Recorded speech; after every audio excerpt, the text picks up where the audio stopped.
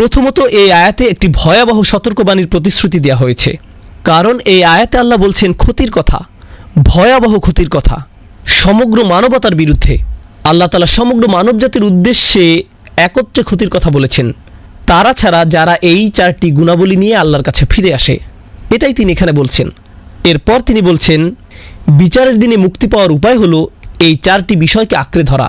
এই 4টি কাজ ঠিকভাবে করলে বিচারের দিনে আপনি বেঁচে যাবেন, আর যদি না করেন আপনি সমস্যায় পড়বেন। ভাষার মাধুর্যতার কারণে এটা এত সুন্দরভাবে উপস্থাপিত হয়েছে, সুবহানাল্লাহ। এই জন্য আমি জুমার পরে একটা ঘোষণা দেওয়ার প্রয়োজনীয়তা অনুভব করছি, যাতে অনেকেই আসতে পারে এবং এই সূরার শিক্ষাগুলো পেতে পারে। কারণ বিভিন্ন দিক থেকে দেখলে এটা সমগ্র কোরআনেরই একটা সারমর্ম, আর নানাভাবে এটা ইসলামেরও সারমর্ম, এটা রাসূলুল্লাহ সাল্লাল্লাহু আলাইহি সাল্লামের সুন্নতের সারমর্ম। এই জন্য এই সূরাটিকে অত্যন্ত গুরুত্ব দেওয়া হয়েছে। এতে মাত্র 3টি আয়াত রয়েছে, খুবই ছোট একটি সূরা। এটা এতই সহজ যে যে কোনো বাচ্চাও এটা মুখস্থ করতে পারে, কিন্তু এর উপর এত গবেষণা হয়েছে যা অসামান্য। এটা দিয়ে অনেক কাজ করা হয়েছে। এখন এই আলোচনার প্রেক্ষিতে বলে রাখি, বিগত সূরাগুলোয় আল্লাহ মানুষদের কথা বলেছেন। যেমন ধরুন কয়েক সেশন আগে আমরা পড়েছি, ইয়া আইয়ুহাল ইনসান মা গাররাকা বিরব্বিকাল কারীম, হে মানবজাতি কি তোমাদেরকে ভ্রষ্ট করেছে, কি সে তোমাদেরকে মহামহিম পালনকর্তা থেকে বিভ্রান্ত করলো, এমন কি আছে যা তোমাকে উদাসীন করেছে। অন্য জায়গায় এসেছে আলহাকুমুত তাকাসুর। আল্লাহ এই সূরায় সরাসরি মানবজাতিকে অভিযোগ করে বলছেন কি তোমাকে বিভ্রান্ত করলো, কি তোমাকে মহামহিম রব থেকে দূরে সরিয়ে রাখলো। এরপর আল্লাহ বলছেন ইয়া আইয়ুহাল ইনসানু ইন্নাকা কাদিহুন ইলা রাব্বিকা কাদহান ফামুলাকিহ, হে ভুলোমনা মানুষ, তুমি তোমার প্রভু থেকে ক্রমেই দূরে সরে যাচ্ছ। তুমি পছন্দ করো বা না করো, একদিন না একদিন অবশ্যই তোমাকে তার সামনে দাঁড়াতে হবে, এড়ানোর কোনো সুযোগ নেই। তুমি এ সম্পর্কে উদাসীন থাকলেও তোমাকে এর মুখোমুখি হতেই হবে। এরপর তিনি মানুষদের উদ্দেশ্যে বলছেন খলাকনাল ইনসানা ফি কাবাদ, নিশ্চয়ই আমি মানুষকে শ্রম নির্ভর রূপে সৃষ্টি করেছি। মানুষের জীবন পুরোটাই কাজের মধ্য দিয়ে যায়। তুমি মুসলিম হয়ে বাঁচো অথবা কাফির হয়ে বাঁচো, তোমাকে কাজ করতেই হবে। তোমাকে অবশ্যই নানান সমস্যায় পড়তে হবে, তোমাকে জীবনে নানা পরিস্থিতির মুখোমুখি হতে হবে। সুতরাং যেহেতু আমাদের জীবনে আমরা নানা প্রতিকূলতায় পড়ি, তাহলে আমরা এমন কাজ কেন করব না যাতে এই জীবন এবং পরের জীবনেও আমরা স্বাচ্ছন্দ্যে থাকতে পারি। এখানে কষ্ট করে এখানে ভোগ করার চেয়ে উভয় জীবনেই যাতে আমরা ভালো থাকতে পারি। আপনি কেন মৃত্যুর পরের জীবন নিয়ে ভাববেন? আল্লাহ বলেন লাকাদ খলাকনাল ইনসানা ফি আহসানি তাকওয়িম। কয়েকটি সূরা পরে আল্লাহ বলছেন অবশ্যই আমি মানুষকে সৃষ্টি করেছি সর্বোত্তম গঠনে, আমাদেরকে সফলতার জন্যই বানানো হয়েছে, কিন্তু দুর্ভাগ্যবশত আমরা সফল হতে পারছি না। এই সূরাতে এর কারণ উল্লেখ করা হয়েছে, আর তা হলো ইন্নাল ইনসানা লাফি খুসর। সকল জাতির শ্রেষ্ঠ হওয়া সত্ত্বেও বেশিরভাগ মানুষই তার শ্রেষ্ঠত্ব ধরে রাখতে পারে না। আল্লাহ তাআলা কোরআনে বিভিন্ন জায়গায় মানুষের অবস্থা বোঝাতে ইন্নাল ইনসান এই বাক্যাংশ ব্যবহার করেছেন। কোরআনে ইন্নাল ইনসান শুধু এখানেই ব্যবহৃত হয়নি, মানুষের ব্যাপারে এই সম্বোধন অনেক জায়গাতেই করা হয়েছে। ইন্নাল ইনসান এটা দিয়ে কী বোঝানো হয়েছে? মানব জাতি সন্দেহাতীতভাবে, এরপর অন্য কিছু একটা, আল্লাহ এরপর কিছু বলেছেন, কোনো একটা অবস্থার কথা বলেছেন। আমরা কোরআনে বেশ কয়েকটি জায়গায় আল ইনসানুল কাফুর মুবিন এটা পেয়েছি। নিঃসন্দেহে মানুষ সুস্পষ্ট ও পরিষ্কারভাবে অকৃতজ্ঞ এবং তার রবের প্রতি চূড়ান্তভাবে অবাধ্য। আমরা আরও পেয়েছি ইন্নাল ইনসানা খুলিকা হালুয়া ইজা মাসসাহু শাররু জাজুআ ওয়া ইজা মাসসাহুল খায়রু মানুআ ইল্লাল মুসাল্লিন। মানব জাতিকে দুর্বল করে সৃষ্টি করা হয়েছে, খুবই ভগ্ন। সামান্য ভালো কিছু হলেই সে আনন্দে উচ্ছ্বাসিত হয়ে পড়ে, সামান্য খারাপ কিছু হলেই সে সব আশা হারিয়ে ফেলে। আল্লাহ বলেন কাল্লা ইন্নাল ইনসানা লা ইয়াতগা। কোনো সন্দেহ নেই যে একমাত্র মানুষই সত্যিকারভাবে অবাধ্য হয়, মানুষই কেবল আল্লাহর বিরুদ্ধাচারণ করে। আর এখানে ভাষার অন্তর্নিহিত অর্থ হলো অন্য কেউ এর জন্য দায়ী নয়। বলবেন না যে সমাজ আমাকে অবাধ্য করেছে, শয়তান আমাকে অবাধ্য করেছে, কেউ না, মানুষ নিজেই অবাধ্য হয়েছে। তারপর তিনি বলছেন ইন্নাল ইনসানা লিরব্বিহি লাকানুদ। মানুষ আর তার রবের মধ্যকার সম্পর্কে বলা হয়েছে সে খুবই অকৃতজ্ঞ, সে অবাধ্য হয়, সে অকৃতজ্ঞ, সে দুর্বল, সে তার রবের বিরুদ্ধাচারণ করে। মানুষ সম্পর্কে এই সকল বর্ণনা এসেছে, কিন্তু এর পরিণাম কি? পরিণাম এখানেই বলা হয়েছে ইন্নাল ইনসানা লাফি খুসর। এটা মানুষ সম্পর্কে কোনো অবস্থা নয়, এটা তার আচরণের কোনো বর্ণনা নয়, বরং এখানে পরিণাম বলা হচ্ছে। এই সকল দুর্ব্যবহারের ফলাফল স্বরূপ বলা হচ্ছে মানুষ নিঃসন্দেহে চরম ক্ষতির মধ্যে ডুবে আছে। এই সূরার আরও সামনের দিকে যাওয়ার আগে আরও একটি বিষয় এখানে লক্ষণীয়, তা হলো সাধারণ মূলনীতি আর ব্যতিক্রম এক নয়। এখানে ইল্লা শব্দটি ব্যবহৃত হয় যখন ইল্লা শব্দটি ব্যবহৃত হয় এর অর্থ হলো ব্যতীত। বাংলায় আমরা একে ব্যতীত বলি। বেশিরভাগ ক্ষেত্রে কি হয়? সংখ্যায় কোনটা বেশি হয়, সাধারণ মূলনীতি নাকি ব্যতিক্রম? সাধারণ মূলনীতি বেশি হয় আর ব্যতিক্রম খুবই কম দেখা যায়। আমরা বলি সে ছাড়া বাকি সবাই এসেছে। যখন আপনি বলেন যে সে ছাড়া, তার মানে খুব কম একজন বা দুজন ছাড়া বাকি সবাই উপস্থিত। এখন এই সূরায় কোনটি মূলনীতি, কোনটিতে বেশিরভাগ অবস্থা বোঝাচ্ছে? ওয়াল আসর ইন্নাল ইনসানা লাফি খুসর, এটাই এখানে মূলনীতি। মানুষ মূলত ক্ষতির মধ্যে ডুবে আছে। তাহলে ব্যতিক্রম কি? তারা ছাড়া, ইল্লাল্লাযীনা আমানু ওয়া আমিলুস সলিহাতি ওয়া তাওয়াসাউ বিল হাক্কি ওয়া তাওয়াসাউ বিস সবর, যারা ঈমান আনে, সৎ কাজ করে ইত্যাদি। এসব ব্যতিক্রম উল্লেখ করার মাধ্যমে আমরা বুঝতে পারি এখানে অনেক মানুষের কথা বলা হচ্ছে না, এখানে খুব কম মানুষের কথা বলা হচ্ছে। মানুষের মধ্যে বেশিরভাগ ক্ষতির মধ্যে ডুবে আছে, এটাই হলো মূলনীতি। আর ব্যতিক্রম থাকবে খুব কম। আল্লাহ তাআলা আমাদের সেই ব্যতিক্রমদের অন্তর্ভুক্ত করুন। তাহলে আমরা জানলাম যে সূরা ৩ হচ্ছে তাফসীর ভঙ্গিতে বর্ণিত, আর এই সূরাটি হচ্ছে ইনজার অর্থাৎ সুসংবাদ বনাম সতর্কবাণী। আর এটি খুবই গুরুত্বপূর্ণ বিষয়। আরও একটি খুবই গুরুত্বপূর্ণ বিষয় হচ্ছে সূরা ৩-এ আজরের বর্ণনা এসেছে, ইল্লাল্লাযীনা আমানু ওয়া আমিলুস সলিহাতি ফালাহুম আজরু গায়রু মামনুন। এই সূরায় কোনো আজর নেই। আজর মানে হলো পুরস্কার। আল্লাহ বলেন তাদের এমন পুরস্কার দেওয়া হবে যার কোনো শেষ নেই, যার কখনোই ফুরাবে না। তখন তিনি এই শব্দটি ব্যবহার করেছেন। কিন্তু এই সূরায় কোনো পুরস্কারের বর্ণনা নেই। শুধু এটাই বলা হয়েছে যে এরা ছাড়া সব মানুষ অবশ্যই ক্ষতির মধ্যে আছে। কিন্তু তিনি বলেননি এই মানুষগুলো জান্নাতে যাবে এবং এই মানুষগুলো পুরস্কৃত হবে। তিনি এইভাবে বলেননি। তারা কি পাবে তার কোনো বর্ণনা নেই। শুধু বর্ণনা এসেছে এই মানুষগুলো ক্ষতিগ্রস্ত হয়েছে আর এরা বেঁচে গিয়েছে। এটা কেমন জানেন? বাংলায় আমরা এটাকে বলি পরীক্ষায় পাশ করা। কেউ পেল 85 আর কেউ পেল 95, কেউ বা পেল 100, কেউ পেল A B C, আবার কেউ কোনো মতে পাশ করলো তবে F পায়নি। F দিয়ে ফেল বুঝায়, তাই না? আপনাদের এখানে কি 33 পেলে পাশ হয়? আমি জানি না, কিন্তু 33 পেলে মূলত পাশ করা যায়। আপনি যদি 32 পান তাহলে আপনি ফেল করবেন। এখন আপনি যদি 30 পান কিংবা 25, 0 বা 10, তাহলে আপনি কোন গ্রেড পাবেন? F। এই সবই ফেল। শুধুমাত্র 33 বা এর বেশি পেলেই আপনি পাশ করবেন, ঠিক না? 33 বা তার বেশি। এই সূরায় পরীক্ষায় সেরা মার্কস পাওয়ার কথা বলা হচ্ছে না। অন্য সূরায় এটা এসেছে, সেখানে বলা হয়েছে জান্নাত কেমন, বাগানগুলো কেমন, সেখানকার ধন সম্পদ কেমন, এগুলো অন্য সূরায় আলোচনা হয়েছে। এই সূরার বিষয়বস্তু হলো কে ফেল না করে কোনো মতে পাশ করবে। আমি আপনাদেরকে এভাবে বললাম যাতে আপনারা সহজে বুঝতে পারেন। এই সূরায় বর্ণনা করা হয়েছে সবচেয়ে ন্যূনতম শেষ সীমা, যে কোনো মতে পাশ করেছে তার বিষয়ে। কারণ যে এই ন্যূনতম বিষয়গুলো পূরণ করতে পারেনি সে নিশ্চয়ই ক্ষতিগ্রস্ত। সুতরাং এই সূরাটি জান্নাতের শীর্ষে কিভাবে যাওয়া যায় তা নিয়ে নয়, বরং কিভাবে জাহান্নাম এড়ানো যায় তা নিয়ে। এই সূরাটি সাফল্যের শিখর নিয়ে নয়, বরং কিভাবে ব্যর্থতা এড়ানো যায় তা নিয়ে। আপনারা এটা বুঝতে পারলে একটা সূক্ষ্ম বিষয় নিয়ে আলোচনা করতে চাই। কোনো সফল হওয়া নিয়ে আলোচনা আর বেঁচে যাওয়া নিয়ে আলোচনার পার্থক্য কি? আমরা বুঝতে পারছি এই সূরাটি সাফল্য নিয়ে নয়, বরং বেঁচে যাওয়া নিয়ে বলা হচ্ছে। এই দুটির মধ্যে পার্থক্য কি? যখন আপনি বাঁচা মরার সন্ধিক্ষণে থাকেন তখন আপনি সব কিছু ভুলে যান। আপনি যদি ডুবে যান, আপনি যদি আগুন লাগা কোনো বিল্ডিংয়ে থাকেন, আপনি যদি কোনো বিপদের মুখোমুখি হন, যদি আপনার বেঁচে থাকাই সংকটে পড়ে যায়, আপনি সব কিছু ভুলে যান। যখন আপনার বেঁচে থাকাটাই সন্দেহে পড়ে যায়, তখন আপনি বড় সাফল্য নিয়ে কথা বলেন না, তখন আপনি অর্জন করা নিয়ে কথা বলেন না। আপনি হয়তো কোনো অফিসে চাকরি করেন, আপনি যদি আপনার বসের সাথে প্রমোশন নিয়ে আলাপ করেন, তাহলে সেটা কিসের আলাপ? সাফল্য। কিন্তু আপনি ধরুন একটা আগুনের মধ্যে আছেন, আপনি কি তখন বলেন যে আমি আগে প্রমোশন নিয়ে আলাপ করে নেই, আমি আগে ওটার সমাধান করি? এরকম কি কখনো হয়? হয় না। কারণ আপনি সাফল্য নিয়ে আলোচনা করেন না যতক্ষণ পর্যন্ত আপনার বেঁচে থাকা সুনিশ্চিত হয়। বুঝতে পারছেন? সুতরাং জান্নাতের শীর্ষে যাওয়া বা বড় সাফল্য নিয়ে আলোচনা করার আগে আমাদের নিশ্চিত করতে হবে যে আমরা ঠিক আছি, অন্তত পক্ষে আমরা বেঁচে আছি। এটাই এই সূরায় গুরুত্ব দিয়ে বলা হয়েছে। একদম ন্যূনতম শুধু বেঁচে থাকা। বেঁচে থাকা যার জন্য দুষ্কর, সে যদি বেঁচে থাকা ছাড়া অন্য কিছু নিয়ে কথা বলে, এর কোনো অর্থ হয় না। মনে করুন আপনি একটা বিল্ডিং থেকে বের হতে চান।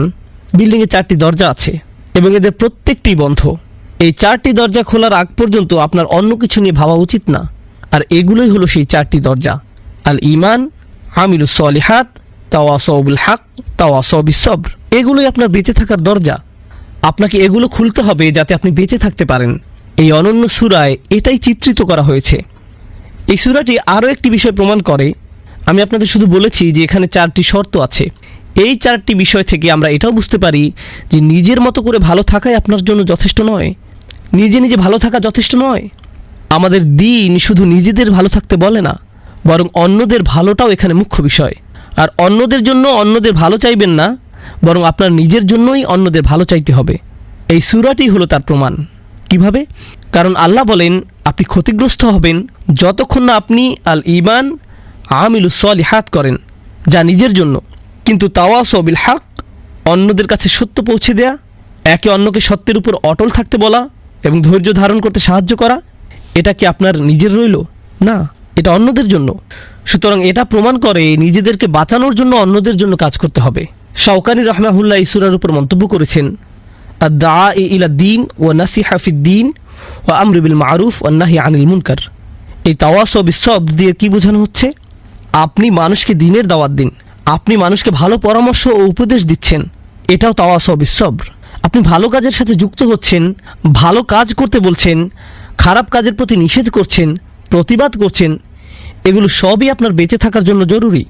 আপনি মুসলিম হিসেবে সমাজের সমস্যাগুলো না দেখে শুধু আপনার নিজের ছোট গণ্ডিতে থাকতে পারবেন না। আপনাকে এগুলোর বিরুদ্ধে দাঁড়াতে হবে, অন্তত প্রতিবাদ জানাতে হবে। এই সূরার আরও কতগুলো ছোট বিষয় আমি বলবো, তবে এই সূরার সারমর্ম নিয়ে শেষ একটি বিষয় বলে তারপর আমি অন্যান্য শব্দগুলো বিশ্লেষণ করব। ইমাম শাফির দুটি মন্তব্য আমরা পাই। একটি হলো, মানুষ যদি শুধুমাত্র এই সূরার প্রতি আমল করত, এই সূরাটিই তাদেরকে পথ দেখাতো, এটাই যথেষ্ট হতো। অন্য জায়গায় তিনি বলেন, কোরআনে যদি এই সূরাটি ছাড়া অন্য কিছু না বলা হতো তবু এটা যথেষ্ট হতো। শাফি রাহমাহুল্লাহ অনন্য মেধার অধিকারী ছিলেন। তিনি এই সূরায় এমন কিছু দেখেছিলেন যাতে তিনি বলেছিলেন এটাই মানুষের জন্য যথেষ্ট। আর যদি কেবল এই সূরাটি আমল করত, তিনি এই সূরায় এমন কিছু দেখেছিলেন যাতে তিনি বলেছিলেন এটাই মানুষের জন্য যথেষ্ট, তারা যদি কেবল এই সূরাটি আমল করত। এতে কি আছে যাতে এই সূরার এত গুরুত্ব যে তিনি এমন একটি মন্তব্য করলেন? সুবহানাল্লাহ, খুবই শক্তিশালী একটি কথা। আমি কিছু সার কথা বলতে চাই। তার মধ্যে একটি হলো খুসর, যা এখানে ব্যবহৃত হয়েছে ও কোরআনের আরও দুটি শব্দের মধ্যে মিল রয়েছে। একটা শব্দ হচ্ছে খসারা, এটা সূরা নূহে আছে। ওয়াত্তাবাউ মান লাম ইয়াজিদহু মালুহু ওয়া ওয়ালাদুহু ইল্লা খসারা। ইল্লা খুসর নয়, বরং ইল্লা খসারা। খুসর শব্দমূল থেকে এটা এসেছে। কোরআনে বর্ণিত আরেকটি শব্দ হলো খুসরান। তাহলে 3টি শব্দ আছে, একটি হলো খুসর, আরেকটি খসারা, সবশেষ খুসরান। কিভাবে এগুলো একটি অপরটির থেকে আলাদা? আর এই সূরায় খুসর উল্লেখ করার মাহাত্ম্য কি? প্রথমে খুসারা শব্দটি নিয়ে আলোচনা করি। খুসারা অর্থ একটি ক্ষতির মধ্যে আরও একটি ক্ষতি যুক্ত হওয়া। একটা ক্ষতি ছিল, সেখানে আপনি আরও একটি ক্ষতি যুক্ত করলেন, এটাই খসারা। আল্লাহ যদি সেই শব্দটি ব্যবহার করতেন তাহলে অর্থ হতো আমরা ইতোমধ্যেই ক্ষতির মধ্যে আছি আর এতে নতুন ক্ষতি যুক্ত করছি। কিন্তু আল্লাহ এখানে খুসর শব্দ ব্যবহার করছেন, তাহলে বোঝা গেল আমরা ক্ষতিতে ছিলাম না, কিন্তু আমরা নিজেদেরকে নতুন করে ক্ষতিতে ফেলছি। আমরা শুরুতেই ক্ষতিতে ছিলাম না। তাহলে আমরা দেখি খসারা, যার অর্থ হলো ক্ষতিগ্রস্ত অবস্থায় নতুন করে ক্ষতি, এটা কিভাবে কোরআনে ব্যবহৃত হয়েছে। ওয়ানুনাজ্জিলু মিনাল কুরআনি মা হুয়া শিফাউন ওয়া রাহমাতুল লিল মুমিনিন ওয়া লা ইয়াজিদু যালিমিনা ইল্লা খসারা। তা সীমালঙ্ঘনকারীদের ক্ষতি বৃদ্ধি করে। সীমালঙ্ঘনকারীরা কি ইতিমধ্যে ক্ষতিতে আছে? হ্যাঁ, আল্লাহ এটাকে বাড়িয়ে দিয়েছেন। এটা এভাবেই ব্যবহৃত হয়েছে। আরেক জায়গায় আমরা পাই, অবিশ্বাসীদের অবিশ্বাস তাদের শুধুমাত্র ক্ষতির দিকে নিয়ে যাবে, ক্ষতির উপর ক্ষতি হবে। তাদের প্রথম ক্ষতি কী ছিল? অবিশ্বাস করা। এরপর এই ক্ষতির উপর ক্ষতি হচ্ছে তারা বিশ্বাসীদের বিরুদ্ধে যা করে সেটা, এটাই ক্ষতির উপর ক্ষতি। তাদের অবিশ্বাসী তাদেরকে জাহান্নামে নেওয়ার জন্য যথেষ্ট ছিল, কিন্তু যখন তারা বিশ্বাসীদের পরীক্ষায় ফেলল তখন তারা নিজেদের খাতকে আরও গভীর করে তুলল। সুতরাং খসারা শব্দটি এখানে উপযুক্ত। একইভাবে সূরা নূহে আমরা পাই ওয়াত্তাবাউ, এরপর মাল্লাম ইয়াজিদহু মালুহু ওয়া ওয়ালাদুহু ইল্লা খসারা। তারা এমন একজনের অনুসরণ করছে যার ধন সম্পদ ও সন্তান সন্ততি কেবল তার ক্ষতি বাড়িয়ে দেয়। অন্যভাবে বললে তারা এমন লোকের অনুসরণ করছে যারা মূলত ছিল ক্ষতিগ্রস্ত, এরপর এদের অনুসরণ করার কারণে তারা আরও ক্ষতিগ্রস্ত হয়ে পড়ে। তাহলে এটা হলো খসারা ব্যবহার না করে খুসর ব্যবহার করার একটি মাহাত্ম্য। কিন্তু এরপর আরেকটি শব্দ হলো খুসরান, খুবই শক্তিশালী একটি শব্দ। খুসরান শব্দটি হলো আধিক্যবাচক শব্দ। গুরুত্ববাচক শব্দ, এটাও কোরআনে ব্যবহৃত হয়েছে। খুসরান মানে হলো ভয়াবহ ক্ষতি, প্রচণ্ড ক্ষতি, অকল্পনীয় ক্ষতি। শব্দের শেষে আন থাকার কারণে এর অর্থে প্রচুর বুঝাবে। আরবিতে যখন কোনো শব্দের শেষে আন বসে এর অর্থে আধিক্য বুঝায়। যেমন আমরা বলি রহমান, তিনি শুধু দয়ালু নন, তিনি পরম দয়ালু। আমরা যখন বলি গদবান, এর মানে শুধু রাগ না, প্রচণ্ড রাগ, উন্মত্ত ক্রোধ। অতএব যদি আমরা বলি খুসরান, এর মানে ভয়াবহ ক্ষতি, অকল্পনীয় পরিমাণ ক্ষতি। এবার আমরা দেখি এটা কোরআনে কিভাবে ব্যবহৃত হয়েছে। খসিরাত দুনিয়া ওয়াল আখিরা যালিকা হুয়াল খুসরানুল মুবিন। সে দুনিয়া ও আখিরাতে ক্ষতিগ্রস্ত হয়, এটি হলো চূড়ান্ত ক্ষতি। এটা কি চূড়ান্ত ক্ষতি না? এটা কিভাবে এত বড় ক্ষতি? এটা কোনো হালকা বিষয় নয়।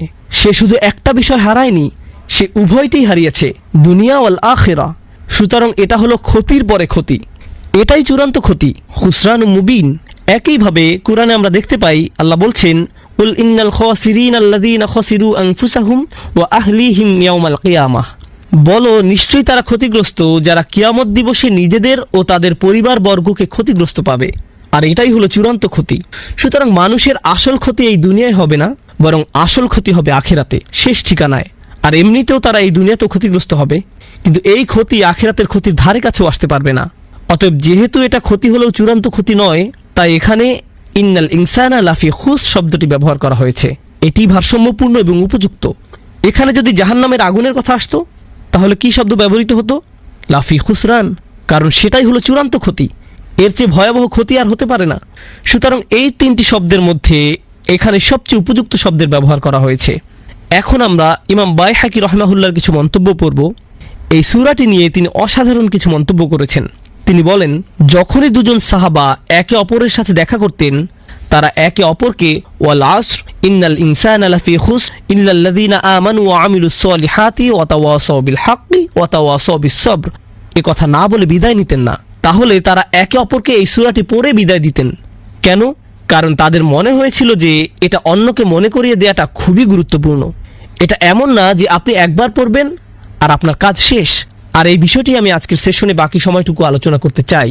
সেটা হচ্ছে কোরআনকে একাডেমিক্যালি অধ্যয়ন করা এক জিনিস, শব্দের ব্যবহার শেখা, ব্যাকরণ শেখা, অর্থ বোঝা, বিভিন্ন মুফাসসিরের বিভিন্ন কিরাত সম্পর্কে জানা, এই সব কিছু, এই সব জ্ঞান। যখন আপনি তথ্যগত পড়াশোনার দিকে বেশি ঝুঁকবেন, মাঝে মধ্যে এমন হতে পারে যে আপনি এর অন্তর্নিহিত শিক্ষাই ভুলে যান। দিন শেষে আল্লাহ এখানে আপনার আমার সাথে কথা বলছেন। আমাদের এই জ্ঞানগুলো নিতে হবে, আমাদের এই শিক্ষাগুলো নেওয়ার চেষ্টা থাকতে হবে, আমাদেরকে কোরআনের গভীর জ্ঞান অর্জনের চেষ্টা করতে হবে। এটা কোরআনেরই শিক্ষা। কিন্তু আমাদের এটা ভুললে চলবে না যে দিন শেষে আল্লাহ আমাদের সাথে কথা বলছেন। যেমন কেউ বলে যে তিনি কি তোমার সাথে কথা বলেন, তিনি কি তোমাকে উপদেশ দেন? আর আল্লাহ এখানে অন্য কাউকে নিয়ে কথা বলছেন না, বরং তিনি আমাদের নিয়ে কথা বলছেন। এখানে আপনার কথাই বলা হচ্ছে, আল্লাহ এখানে আপনার কথা বলছেন, অন্য কারো না। এই বিষয়টি এই সূরার একটি বৈশিষ্ট্যকে তুলে ধরে, সেটা হলো মুখে বলা খুবই সহজ। এই সূরায় কি বলা হয়েছে, কি তুলে ধরা হয়েছে, যেটা আমি আজকে আপনাদের সামনে তুলে ধরবো ইনশাআল্লাহ। একই সাথে এর প্রতিটি ছোট অংশকে ভেঙে ভেঙে বিশ্লেষণ করব, কারণ এই সূরাটি এতটাই গুরুত্ববহ, এতটাই গুরুত্ববহ। সুতরাং আমি এর মূল কথাকে আপনাদের সাথে তুলে আনবো ইনশাআল্লাহ। প্রথমত আমরা সাফল্য ও বেঁচে থাকা এই দুটির পার্থক্য আলোচনা করেছি। আমরা বেঁচে থাকা নিয়ে কিছুটা আলোচনা করেছি, কিন্তু সাফল্য নিয়ে এখনো আলোচনা করিনি। প্রত্যেকটি মানুষই জানে সফল হওয়া বলতে কি বোঝায়, প্রত্যেকেই জানে। এই জন্য তাকে মুসলিম হতে হবে না। প্রত্যেক মাতৃভাষার মানুষই এ সম্পর্কে অবগত। প্রত্যেক সংস্কৃতি, প্রত্যেক সমাজ, প্রত্যেক পুরুষ, নারী বা শিশু তাদের মতো করে সফল হতে চায়। আপনার বাচ্চার জন্য এটা হতে পারে পরীক্ষায় খুব ভালো নম্বর পাওয়া, আপনার জন্য হয়তো এটা প্রমোশন পাওয়া বা চাকরি পাওয়া, কিংবা বর্তমানের চাইতে বেশি টাকা আয় করা, কিংবা নতুন গাড়ি কেনা, বা পছন্দের কাউকে বিয়ে করা, অথবা নতুন বাড়ি কেনা। এটা যাই হোক না কেন, কোনো না কোনোভাবে আপনি এটাকে সফলতা হিসেবে ধরে নিয়েছেন। যার এগুলো আছে, এরকম কাউকে দেখলে কোনো ভাবনা ছাড়াই তাকে দেখে আপনি মনে মনে বলেন, লোকটি বেশ সফল, উনি সফল মানুষ, সে কিভাবে এমন হলো। অন্যভাবে বললে, এটা হয়তো আপনি মুখে বলেন না, কিন্তু মনে মনে এটাই চলতে থাকে। আমি আপনাদের নিজেদের জন্য একটা পরীক্ষার কথা বলবো। আপনি হয়তো আপনার এলাকায় হাঁটতে বেরিয়েছেন, একটি খুব সুন্দর বাড়ি দেখলেন।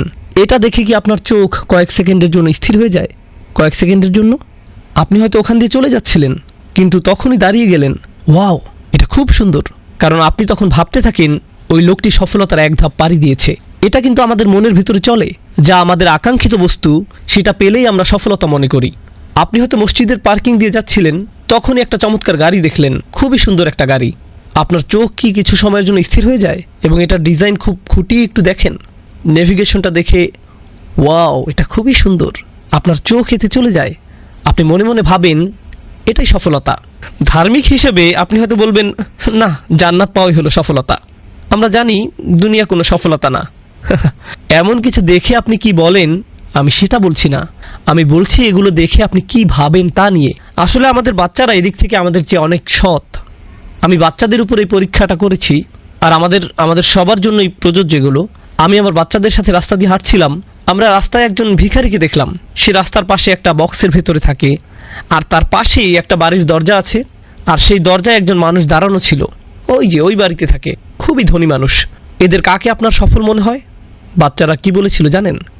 আসল উত্তর, যে লোকটি বাড়ির দরজায় দাঁড়ানো সে সফল, যে বক্সের মধ্যে থাকে সে ব্যর্থ, যে বিশ্ববিদ্যালয়ে পাশ করেছে সে সফল, যে পাশ করতে পারেনি সে ব্যর্থ, যে ইলেকশনে জিতেছে সে সফল, যে জিততে পারেনি সে ব্যর্থ। আমরা এভাবেই সফলতা ব্যর্থতার পরিমাপ করি। যে চাকরি পেয়েছে সে সফল, যে পায়নি সে ব্যর্থ, যে ব্যবসা এগিয়ে যাচ্ছে সে সফল, যে তেমন আগাতে পারছে না সে ব্যর্থ। এভাবেই আমরা সফলতা ব্যর্থতা পরিমাপ করি। এভাবে ভাবাটা খুবই স্বাভাবিক, কিন্তু আমরা এই সূরায় খুবই ভিন্ন কিছু জানতে পারছি। আমরা দেখতে পাচ্ছি এসবের কোনো কিছুই সফলতা কিংবা ব্যর্থতার মাপকাঠি নয়। অনেক ধন সম্পদের মালিক হওয়া, যা আপনি এখনও পাননি এমন কিছু পাওয়া, এগুলো পাওয়া আপনাকে সফল বানায় না, আর এগুলো না পাওয়াও আপনাকে ব্যর্থ বানায় না। এগুলোর সাথে সফলতা বা ব্যর্থতার কোনো সম্পর্ক নেই। আচ্ছা আসুন অতীত থেকে কিছু উদাহরণ দেই। আমি জানি না এখনও এগুলো আছে কি না। আমি একবার এক বন্ধুর বাসায় দেখেছিলাম, এগুলোকে বলা হতো সেলিব্রিটি ক্রিব। জানি না আপনারা দেখেছেন কি না। বিখ্যাত মানুষদের বাড়িতে এর আয়োজন করা হয়, তাদের বাড়ি দেখানো হতো, হয়তো সেটা কোটি টাকার বাড়ি। মুসা আলাইসাল্লামের সময়ে প্রাচীন মিশরে এরকম সেলিব্রিটি ক্রিব কার ছিল? ফেরাউন। তার বাড়ি কয়েক মাইল দূর থেকেও দেখা যেত। সেটা এত সুন্দর ছিল যে এখনও সেই স্থাপত্য শৈলী আমাদের নজর কাড়ে। এর ভিত্তি খুবই মজবুত, এটা ইতিহাসের স্মৃতিস্তম্ভ। এটা ছিল তার ক্রিব, কিন্তু এরপরেও সে কি সফল? সে হলো ব্যর্থতার সেরা উদাহরণ। কেউ যদি অনেক টাকা জমাতে পারে, আমরা বলি সে খুব উন্নতি করেছে, তার কোনো ঋণ নেই, সে সফল মানুষ। সে হয়তো অবসরের জন্য খুব ভালো পরিকল্পনা করেছে। কোরআনে কারণের কথা এসেছে, তার চাইতে বড় সম্পদশালী কি আর কেউ ছিল? তার মজুদের ঘরের চাবি রাখার জন্য আলাদা লোক ছিল। ধন সম্পদ এত বেশি ছিল যে ধন সম্পদ তো পরের কথা, সেটা মজুদের ঘরের চাবি রাখার জন্য কয়েকজন লোক থাকতো, সেটার তালা খোলার জন্য। সুবহানাল্লাহ। আরেকটি ব্যর্থতার বড় উদাহরণ। অপরদিকে দেখুন, কেউ যদি তার দেশ থেকে বহিষ্কৃত হয়, আমরা তাকে ব্যর্থ বলে ধরে নেই। এটা খুবই লজ্জাজনক ও অপমানজনক, তাই না? রাসূলুল্লাহ সাল্লাল্লাহু আলাইহি সাল্লাম কি তার নিজ ভূমি মক্কা থেকে বিতাড়িত হয়েছিলেন? হ্যাঁ, হয়েছিলেন।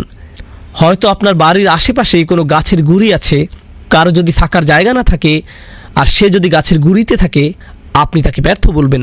এটা খুবই দুঃখজনক। রাসূলুল্লাহ সাল্লাল্লাহু আলাইহি সাল্লাম গুহায় থাকতে বাধ্য হয়েছিলেন, কোনো প্লেট নেই, কোনো খাবার নেই, লতাপাতা খেয়ে। ইতিহাসের সেরা সফলতার উদাহরণ ছিল এটা। এখনকার সময় এরকম কাউকে দেখলে আপনি কখনোই সফলতা মনে করবেন না, এটা আপনার মাথায় আসবে না। কেউ যদি বাড়ি থেকে বহিষ্কৃত হয়, সে তখন রাস্তায় থাকে, এটা পরিষ্কার ব্যর্থতা। ইব্রাহিম আলাইহিসসালাম কি তার বাড়ি থেকে বিতাড়িত হয়েছিলেন? হ্যাঁ, হয়েছিলেন। এরপরেও মানব সভ্যতার ইতিহাসের সেরা সফলতার উদাহরণ এটা। আমরা এসব উদাহরণগুলো থেকে কি শিখছি? সেটা হলো সফলতা ব্যর্থতা নিয়ে আমরা যেভাবে ভাবি, সেটা আল্লাহ যেভাবে আমাদেরকে ভাবাতে চান তার অনুরূপ নয়, এটা পুরোপুরি ভিন্ন। আর তারপর যখন আমরা আমাদের চিন্তাগুলোকে পুনরায় সাজাতে থাকি, আমরা দেখতে পাই আমাদের সমাজ খুবই সংকটে রয়েছে। আর এই সব কিছুই এই সূরার শিক্ষা। আজকের সমাজে, আজকের বিশ্বে কিছু বিষয়কে সফলতা হিসেবে ধরা হয়, আর আপনাকে একের পর এক বলা হয় এগুলোই হলো সফলতা। অন্যভাবে বললে, সফলতার ভুল সংজ্ঞা আপনার দিকে প্রতিনিয়ত তীরের মতো ছোড়া হচ্ছে। আপনি কিছুই করতে পারবেন না। আপনি হয়তো আপনার কম্পিউটার অন করেছেন, সেখানে আপনি দেখবেন অ্যাডে দেখাবে আপনার কোন ধরনের গাড়ি কেনা উচিত, আপনার কেমন হওয়া উচিত, আর আপনার সার্চ করা বিষয়গুলোর উপর দোকানগুলো নির্দিষ্ট পরিমাণ ছাড় দিবে। বিলবোর্ডে দেখবেন আপনার বাড়িটা কেমন হওয়া উচিত। যতভাবে অ্যাডভার্টাইজ করা যায় তার সবটাই আপনার উপর প্রয়োগ করা হচ্ছে। এমনকি আমাদের বাবা মা ও মুরব্বীদের মধ্যেও, আমাদের তরুণদের মধ্যেও আপনার কোন কলেজে যাওয়া উচিত, আপনার কেমন চাকরি করা উচিত, কোথায় আপনার বাড়ি কেনা উচিত, অনবরত আমাদের বলা হচ্ছে সফলতা এটা, সফলতা এটা, সফলতা এটা, একের পর এক প্রতিনিয়ত। আর জানেন তো, যখন আপনাকে কোনো কিছু বারংবার বলা হয়, যদিও সেটা ভুলও হয়ে থাকে, তখন কি ঘটে? আপনার মনে হতে থাকে সেটা ঠিক, সেটার প্রভাব আপনার উপর পড়ে। যদি আপনার আশেপাশের মানুষেরা বারংবার আপনাকে বলে আর বোঝায় যে এটাই হলো সফলতা, তখন বিষয় এমন হয় যে সবাই বলছে এটা সফলতা, তাহলে আমিই মনে হয় এটাকে সফলতা না ভেবে ভুল করছি। সেদিন একজন এসে বলল, নোমান ভাই, আপনি খুব সুন্দর করে বলেছেন, কিন্তু আজকাল এভাবে কেউ ভাবে না। হ্যাঁ, সেভাবেই বলল, কেউ এভাবে ভাবে না। সত্যি এমনটাই হয়ে থাকে। যেহেতু কেউ এভাবে ভাবে না, তাই আমরা ধরে নিয়েছি এটা চলবে না। এটা যদি সত্যি হতো তাহলে সবাই এভাবে ভাবতো। কিন্তু আমরা এটাও জানতে পারছি সত্য কখনো মিষ্টি হয় না, সত্য হলো তিক্ত। আমি এখনও কোনো কাজের কথা বলিনি, আমি শুধু মনোভাব পরিবর্তনের কথা বলেছি। এই দুনিয়াবী জীবনের প্রতি আমাদের মনোভাবের কথা, শুধু এটা নিয়েই কথা বলেছি, মনোভাবের পরিবর্তন। এই দুনিয়ার সাথে সফলতার কোনো সম্পর্ক নেই। এখানে একটু বলে রাখি সন্দেহ দূর করার জন্য, আমি বলছি না যে এই দুনিয়াটা খারাপ জায়গা, কারণ আল্লাহ বলছেন খলাকালাকুম মা ফিল আরদি জামিআ, জমিনে যা কিছু আছে সব কিছু তিনি তোমাদের জন্য সৃষ্টি করেছেন, এই সবই আমাদের জন্য। তাহলে আমরা কিভাবে এই দুইয়ের মধ্যে সামঞ্জস্য করব? আমরা জেনেছি যে ধনী হওয়া কোনো খারাপ কিছু নয়, সুন্দর একটি গাড়ি থাকা খারাপ কিছু নয়, সুন্দর জামা কাপড় থাকা খারাপ নয়। কিন্তু আপনি যদি মনে করেন সেটা হলো সফলতা, তাহলে আপনি ভুল করছেন। দুনিয়ার নানা কিছু আপনার থাকলে কোনো সমস্যা নেই, দুনিয়াকে ভালোবাসা হলো সমস্যা। যার দুনিয়া আছে এমন কারো বিরুদ্ধে আল্লাহ তাআলা কিছু বলেননি, তিনি তাদের বিরুদ্ধে কথা বলেছেন যারা এই দুনিয়ার প্রতি প্রভাবিত হয়েছে। ওয়া আসার আল হায়াত দুনিয়া, সে দুনিয়ার জীবনকে প্রাধান্য দেয়। ক্ষতিগ্রস্ত না হয়েও আপনার অনেক ধন সম্পদ থাকতে পারে, আপনি সেটা পারবেন। আবার আপনি অনেক গরিব হয়েও দুনিয়ার প্রতি আসক্ত হতে পারেন, এতে আপনি ক্ষতিগ্রস্ত হবেন, ক্ষতির মধ্যে পড়বেন। বাহ্যিক কোনো কিছু নিয়ে আলোচনা করার আগে আমাদের প্রথম চিন্তা হলো আমাদের অন্তরের ভেতরে কি আছে। তাহলে এটাই হলো সফলতা বনাম বেঁচে থাকা।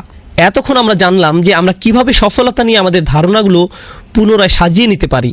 এখন আমরা পরের পয়েন্টে আসি। এই সূরা থেকে আমরা জানতে পারছি যে সব মানুষেরই বেঁচে থাকার প্রচণ্ড আকাঙ্ক্ষা রয়েছে। ওয়াল আসর ইন্নাল ইনসানা লাফি খুসর, নিশ্চয়ই মানবজাতি ক্ষতির মধ্যে ডুবে আছে, নিশ্চয়ই মানুষ ক্ষতিগ্রস্ত, ক্ষতির মধ্যে নিমজ্জিত হয়ে আছে। আমরা এই থেকে কি বুঝলাম? আমরা এই থেকে বুঝলাম এখানে কোনো ব্যতিক্রম নেই, আপনি আলাদা কিছু নন। আল্লাহ এখানে বলেননি ইন্নাল কাফির লাফি খুসর। কিছু কিছু মুফাসসির মন্তব্য করেছেন আল ইনসান বলতে এখানে কাফের বোঝানো হয়েছে, এখানে ক্ষতিগ্রস্ত হিসাবে কাফেরদের বোঝাতে পারে। কিন্তু আমরা সাহাবাদের বিভিন্ন বর্ণনায় পেয়েছি যে তারা সূরা আসরের প্রথমাংশ নিয়ে চিন্তিত ছিলেন। সূরা আসর প্রথমে নাজিল হয়েছিল ওয়াল আসর ইন্নাল ইনসানা লাফি খুসর, শুধু এইটুকু তারা শুনেছিলেন। তাদের কি হবে যতক্ষণ না শেষ অংশ নাজিল হয় এবং তারা আশ্বস্ত হন ইল্লাল্লাযীনা আমানু ওয়া আমিলুস সলিহাতি ওয়া তাওয়াসাউ বিল হাক্কি ওয়া তাওয়াসাউ বিস সবর। সুতরাং এখানে ব্যতিক্রমটা তাৎপর্যপূর্ণ হয়ে ওঠে, কারণ এটা এখন আমাদের বেঁচে যাওয়ার জন্য খুবই গুরুত্বপূর্ণ, আমাদের বাঁচার জন্য এটাই উপায়। আমরা যদি এটা না বুঝতে পারি তাহলে সফলতা নিয়ে আলোচনা পুরোপুরি অর্থহীন, তাহলে সফল হওয়া সম্ভব নয়। এই সূরায় যে শর্তগুলো দেয়া হয়েছে তার আলোকে আমাদের চিন্তাগুলোকে পুনরায় শানিত করতে হবে। আজকের সেশনে সবশেষে আমি আপনাদের যে বিষয়টি বলতে চাই ইনশাআল্লাহ, তা হলো একটা ছবি। সামনের সেশনে আমরা এই ছবিটি আমাদের মধ্যে তৈরি করব এবং প্রতিটি শব্দের শিক্ষা ও সূক্ষ্ম বিশ্লেষণ শেষ করব ইনশাআল্লাহ। আর এই ছবিটি আমি আপনাদের সাথে শেয়ার করব যাতে আপনারা এই সূরাটিকে আরও বৃহৎ পরিসরে ভাবতে পারেন। মনে করুন আপনি ডুবে যাচ্ছেন, আপনি অজ্ঞান। এখানে দুইটি বিষয়, আপনি ডুবে যাচ্ছেন কিন্তু আপনি অজ্ঞান। আপনার কি অনেক সময় আছে? না, আপনার বেশি সময় নেই। মানে হলো আপনার সময় ফুরিয়ে যাচ্ছে। আর এখানে আরবিতে সময় ফুরিয়ে যাচ্ছে বোঝাতে কোন শব্দটি ব্যবহৃত হয়েছে জানেন? সেই শব্দটি হলো আল আসর। শব্দগতভাবে আসর মানে হচ্ছে এমন সময় যা ফুরিয়ে যাচ্ছে, দিনের শেষাংশে। যখন দিন ফুরিয়ে যায় তখন আমরা আসর নামাজ পড়ি। আসর শব্দটি এসেছে আসির থেকে, এর মানে হলো জুস।